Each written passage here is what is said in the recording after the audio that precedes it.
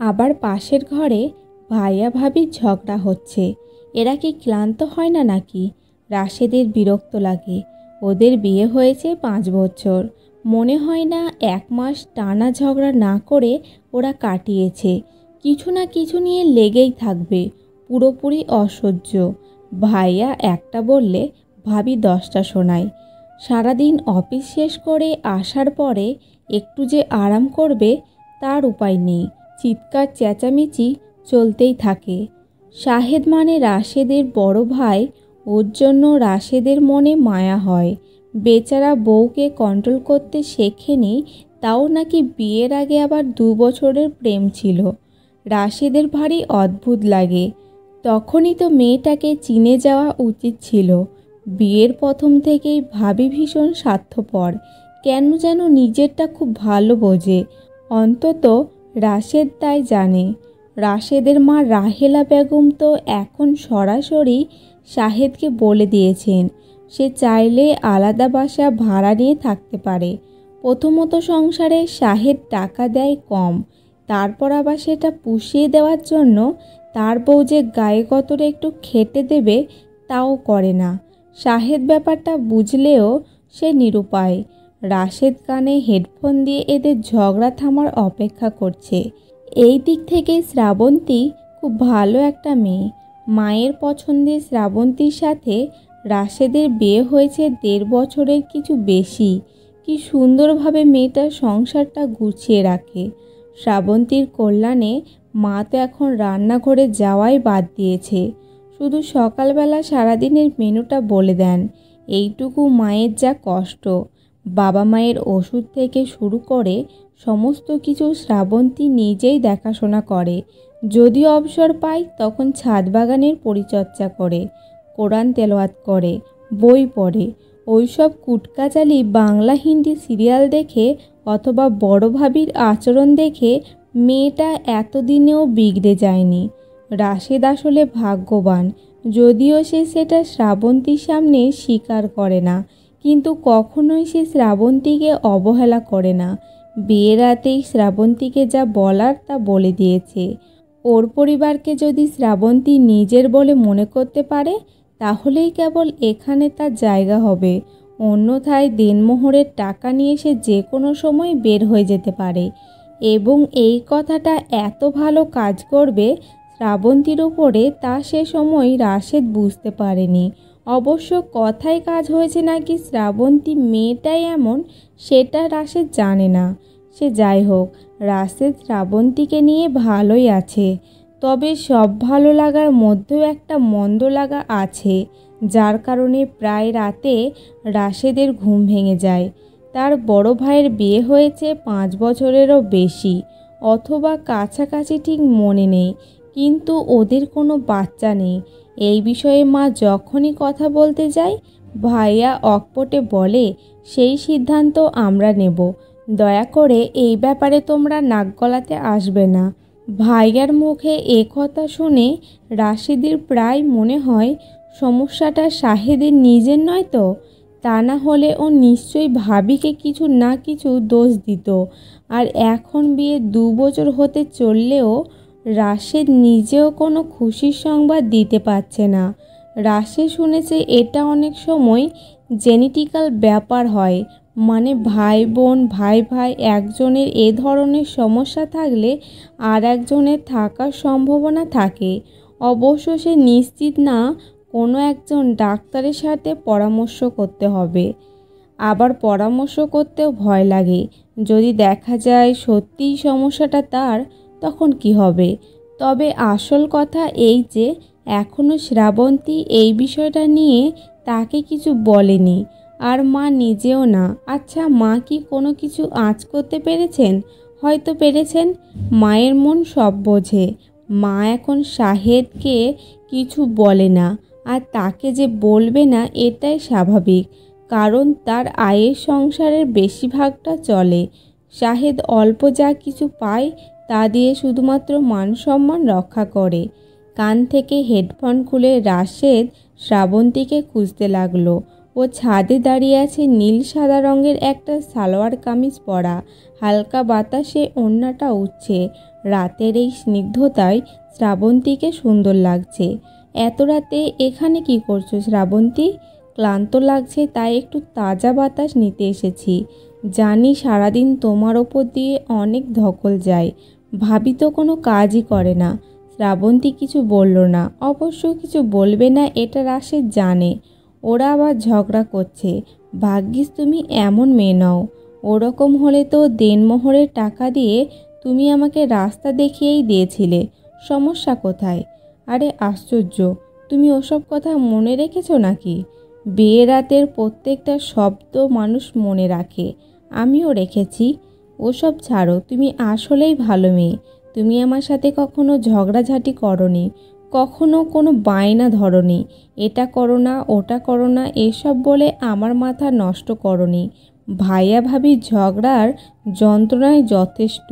আর নিজের এরকম হলে না জানিয়ে আমি কি করে ফেলতাম। রাশেদ, তোমাকে একটা অনুরোধ করি। বলো। তুমি নিচে যাও, গিয়ে দেখে এসো ভাই আর ভাবি কী করছে।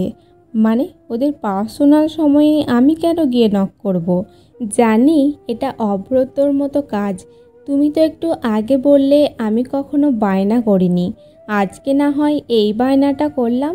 প্লিজ একবার গিয়ে দেখে এসো আর আমাকে বলো। মেয়েটার হঠাৎ এই পাগলাটে আচরণ দেখে এই প্রথম রাশেদ একটু অস্থির হলো। তারপরেও শ্রাবন্তীকে বুঝতে না দিয়ে সে নিচে চলে গেল। কিছুক্ষণ পর ফিরে এলো। কি করছে ওরা? হয়তো দুজনের মিটমাট হয়ে গেছে। এখন দেখলাম কফির মগ হাতে নিয়ে দুইজন জানালার পাশে বসে কি যেন কথা বলছে আস্তে আস্তে। মনে হয় না ঝগড়া করছে, মানে এক্সপ্রেশন তাই বলে আর কি। তার মানে ঝগড়া মিটে গেছে, তাই তো? তাতে কি ঝগড়া তো হয়েছে? হ্যাঁ হয়েছে। ভাবি ভাইয়ার সাথে ঝগড়া করেছে, অভিমান করেছে। ভাইয়া নিজেও চড়া গলায় কথা বলেছে। সব সময় এমনটাই হয়। তারপর আবার দুজন মিলে যায়। একজন আর একজনের প্রতি রাগ পুষে রাখে না। তারা ঝগড়া করে আবার প্রতি সপ্তাহে ঘুরতেও যায়। ছুটির দিনে রেস্টুরেন্টে খেতে যায়। রিকশায় করে অযথাই দুজন মিলে ঘুরে বেড়ায়। আমি ভাবির ফেসবুকে আছি তাই আমি জানি। তাছাড়া ভাবি আমার সাথে গল্পও করে। আচ্ছা, আমরা শেষ কবে বের হয়েছিলাম বলো তো? আমার মনে নেই। রাশেদ খানিকটা অস্বস্তি ভরে বলল। আর তুমি তো ব্যস্তই থাকো। তোমার সংসারে সব কিছু গোছাতে গিয়ে তুমি তো রাতের বেলা টায়ার্ড হয়ে যাও। আমার সংসার, এটা আবার কখন আমার সংসার হলো? মানে আমি তো কখনো এটাকে আমার সংসার ভাবিনি। সারাদিন অক্লান্ত পরিশ্রম করেছি, বিনিময়ে থাকা খাওয়া ফ্রি। আর তো কিছুই না। তোমার মাথাটা কি খারাপ হয়ে গেল শ্রাবন্তী? এসব কি বলছো? তোমার দুটি বোন এক গ্লাস পানিও ভরে খায় না। তোমার ছোট ভাইটার আন্ডারওয়্যার পর্যন্ত আমাকে ধুয়ে দিতে হয়। সেজন্যই তো তুমি আমার লক্ষ্মী বউ। আর ভাবি কি অলক্ষ্মী? শ্রাবন্তী হেসে উঠল। সে কোনোভাবেই বাড়ি বইয়ের মর্যাদা রাখতে পারেনি। ভুল বললে রাশেদ। ভাবি আমাকে রান্নাবান্নার সাহায্য করেন, নিজের ঘর গুছিয়ে রাখেন। ভাইয়ার কাপড় চোপড় ধোয়া, আয়রন সব কিছু উনি নিজে করেন। উনি যেটা করেন না সেটা হচ্ছে তোমার দুই বোন যখন ঘন্টায় ঘন্টায় চা কফি খেতে চায় সেটা। উনি তোমার ভাই বোনদের রুম পরিষ্কার করেন না। উনি তোমার ভাইয়ের আন্ডারওয়্যার ধুয়ে দেন না। উনি তোমার বোনদের ঘুম থেকে উঠে যাবার পর বিছানা পরিষ্কার করেন না। ওনার মেরুদণ্ড আছে, আমার নেই। তোমার হয়েছে কি শ্রাবন্তী? এত কথা কেন বলছো আজকে? কোনো সমস্যা? হ্যাঁ রাশেদ, তোমার জন্য সামান্য সমস্যা। আসলে আমার মা মারা গেছে।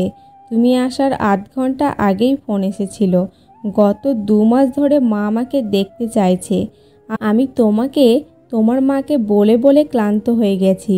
তোমরা শুধু বলে গেছো দূরের পথ, আসলে পথটা দূরে না। আমি চলে গেলে সংসারটাকে সামলাবে কে? তোমার বোন দুটি তো অপদার্থ। তোমার মা তো মাটিতে পা রাখেন না। ভাবি তো নিজের অংশের কাজটুকুই করবেন। কাজের লোক তো অনেক আগেই ছাড়িয়ে দিয়েছ। কাজেই দূরের পথ একটা বাহানা। তুমি একটু আগে বলেছিলে না আমি কোনো বায়না ধরি না, অভিযোগ করি না? আসলে অভিযোগ অভিমান কার ওপর করব, যেখানে ভালোবাসাই নেই? বিয়ের রাতেই তোমার মানসিকতা আমি বুঝে গিয়েছিলাম, কিন্তু কি করব বলো? বাবা তো অনেক আগেই আমাদেরকে ছেড়ে চলে গেছেন আল্লাহর কাছে।